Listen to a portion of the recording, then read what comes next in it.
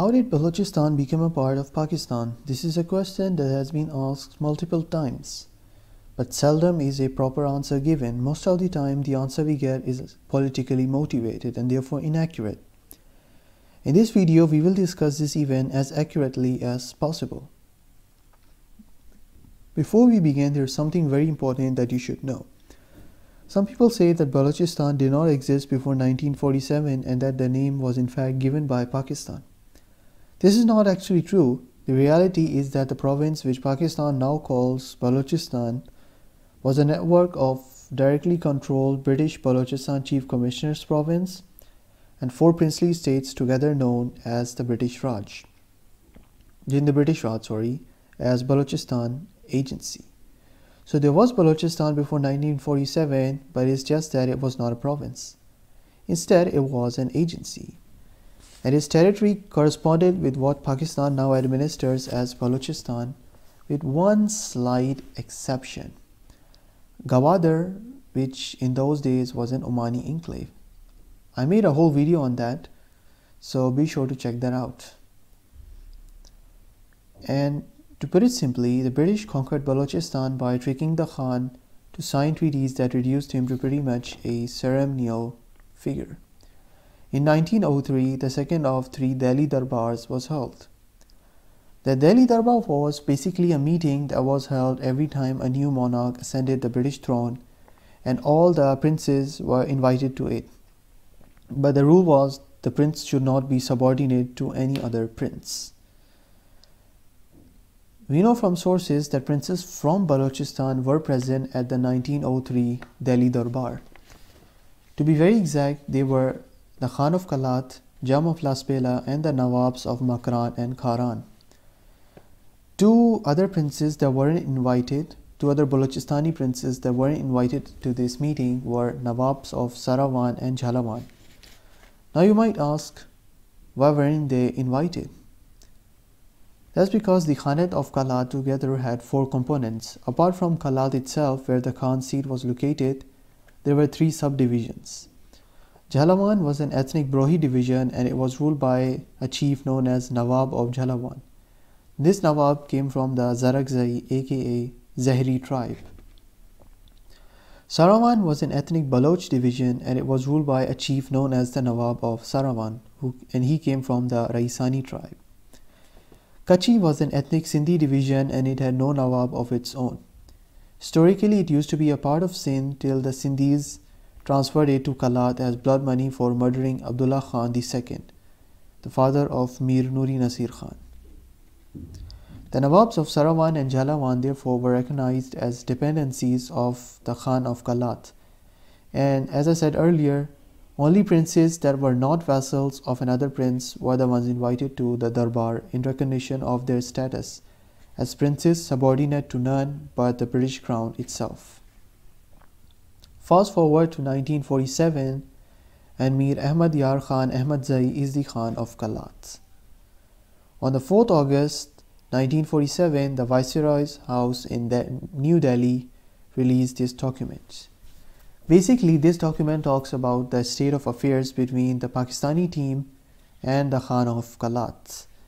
And you will see here that the most important part of this entire agreement this process is that an agreement was signed. And this agreement was actually known as the standstill agreement that was signed between the state of Kalat and Pakistan. The agreement basically said that Pakistan and Kalat will negotiate about the future of Kalat state, and Pakistan won't immediately absorb Kalat into it. However, as we know now, things didn't exactly go as planned, and geography played a very important role in undermining the Khan of Kalat's position. So Pakistan founder Muhammad Ali Jinnah was a close friend of the Khan, and he was the one who signed this agreement on behalf of Pakistan. The Khan himself signed on Kalat's side, on Kalat's behalf, and he did it because he wanted to get maximum influence in Pakistani politics should he exceed in first place. He just wanted some bargaining, or you can say just talks. And that's because you see, The Khan was like the big boss of Balochistan for a long time, and he did not want to lose this influence anytime soon. So he just wanted Jinnah to give him some sort of bossy rights or stuff like that if he acceded to Pakistan. While Jinnah, on the other hand, hoped that Kalat will eventually join Pakistan, and that's why he signed. However, Lord Mountbatten, the Governor-General of British India, refused to sign this agreement. And during this process, something very bizarre happened. The Khan of Kalat claimed complete suzerainty over the princely states of Kharan, Lasbela and Makran, but they together rejected this claim. On 14 August, Pakistan gained its independence. A meeting of tribal leaders known as the Shahi Jirga was called in Balochistan Chief Commissioner's province. The overwhelming majority of the leaders here voted for accession to Pakistan, and this was greatly due to the efforts of a Muslim League activist of Hazara origin named Qazi Muhammad Isa. This made the Chief Commissioner's province the first part of Balochistan agency to accede to Pakistan. After that, Jinnah received instruments of accession from the states of Kharan, Lasbela and Makran, requesting accession to Pakistan.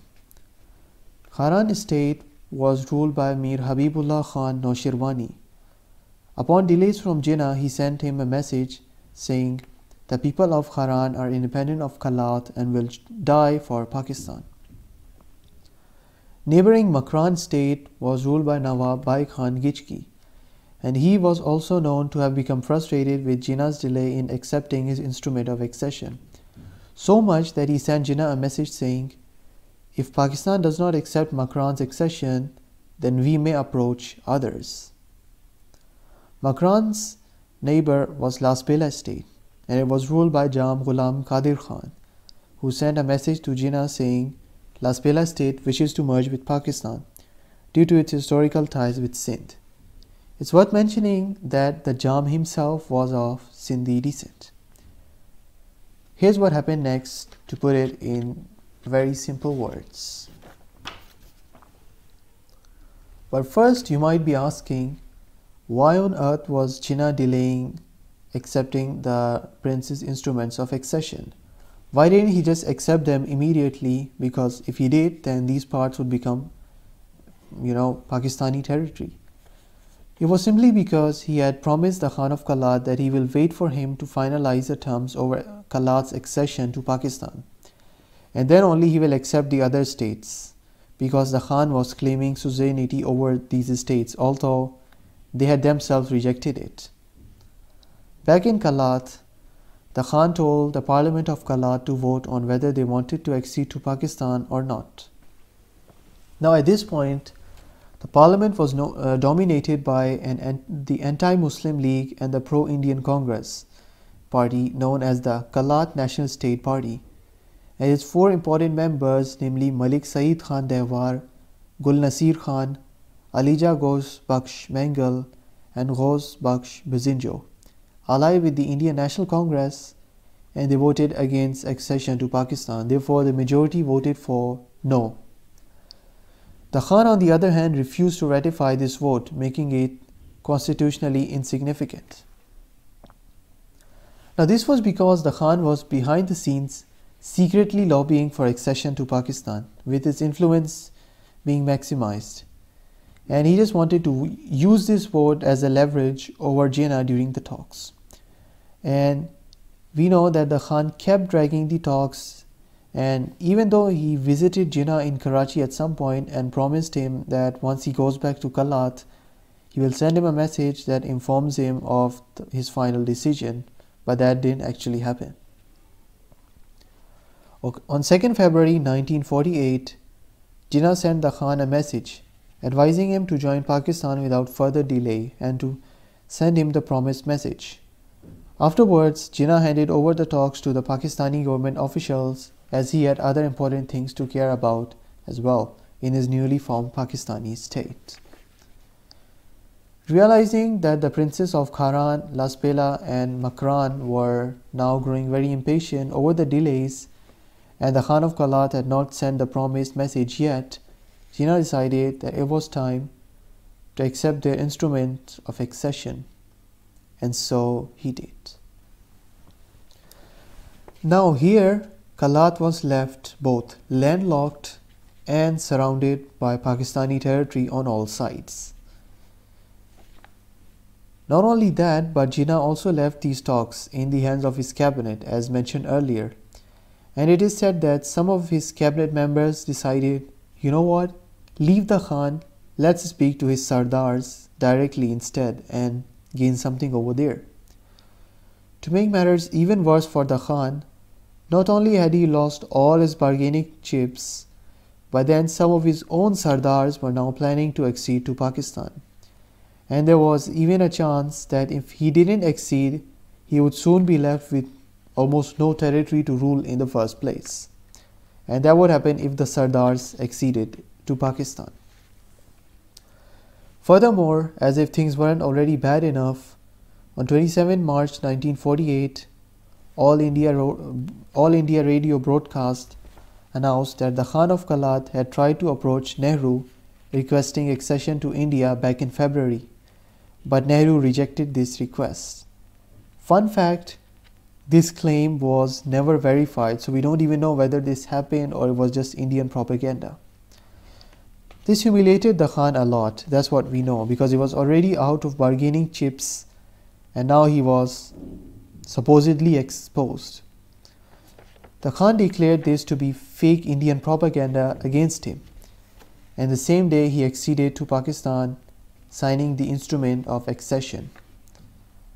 That being said, Kalat was now a part of Pakistan. You might ask, what happened next? So the Khan continued ruling. On 3rd October 1952, all princely states of Balochistan were united under the banner of Kalat, and the Khan of Kalat became the ceremonial head of the Balochistan States Union, as it was called. His title was upgraded from Khan of Kalat, which was officially Beglar Begi Khan of Kalat, to now Khan-e-Azam, which meant the Grand Khan. And this union existed till 1955, when Pakistan's first martial law dictator Iskandar Mirza dissolved it along abolishing all the princely states of Balochistan. Thank you for watching. The references to this video are in the description below.